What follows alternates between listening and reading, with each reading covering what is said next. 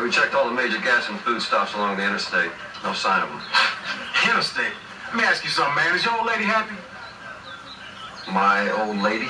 Yeah, man, because if your fucking is anything like your police work, you couldn't hit the G-spot on a 12-pound pussy.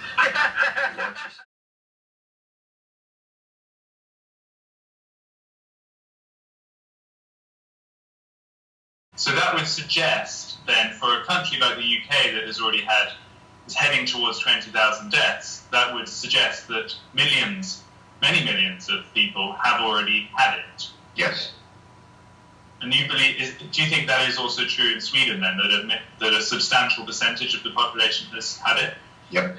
I'm rather certain of that, actually. And when we don't have the tests really yet. As you know, you have these two kinds, you know this, don't you? Two kinds of tests. Yeah. One that tells that you have it now, and another one that tells you that you had it at some point before, an immunity or serology test. And they are just being developed and they're just being employed. I know from discussions with friends in the UK that you started last week with 3,500 such tests, and you will go on with 8 in 1 week, and then it will be about 8,000 per week.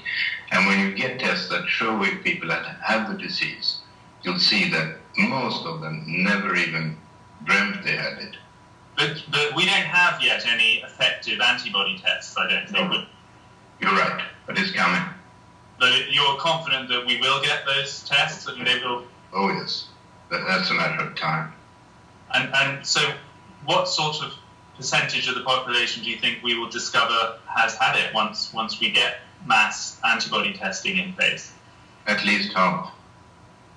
In the United Kingdom, or do you mean in Sweden as well? Both countries. So the whole sort of rationale for introducing these lockdowns across Europe that has created such a unbelievable side effects and pretty much stopped the whole world in its tracks, you believe is a misguided policy. And do you think it's doing more harm than good? Yes, I think so. On the whole, I mean, if you listen, what I'm saying is that people who will die a few months later are dying now, and that's taking months from their lives. So that's maybe not nice. But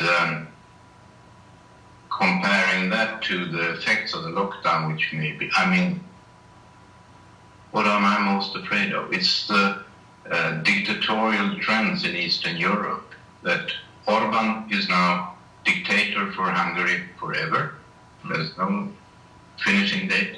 I think the same is popping up in other countries. It may pop up in more established democracies as well. I think the ramifications can be huge from this. We don't even start seeing them. So you think the correct policy from the start, just to get this clear, should have been to shield old and vulnerable groups?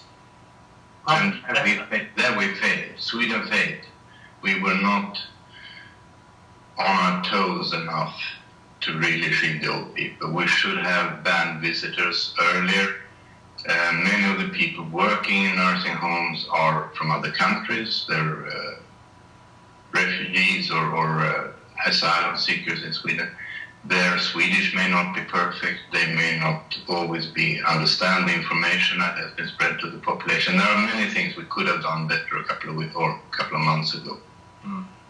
So at the point we are now, what you're advocating then is we protect those groups better, and as far as the rest of the population is concerned, we just allow it to pass through the population, essentially. Essentially, yes. Which is, I mean, I know that it's now... Herd immunity, yes. That's what's commonly understood by what we call the herd immunity strategy, basically. Yeah. There are others, it's not just the old and frail. I mean, there are people that should be protected, but I don't think you can stop it.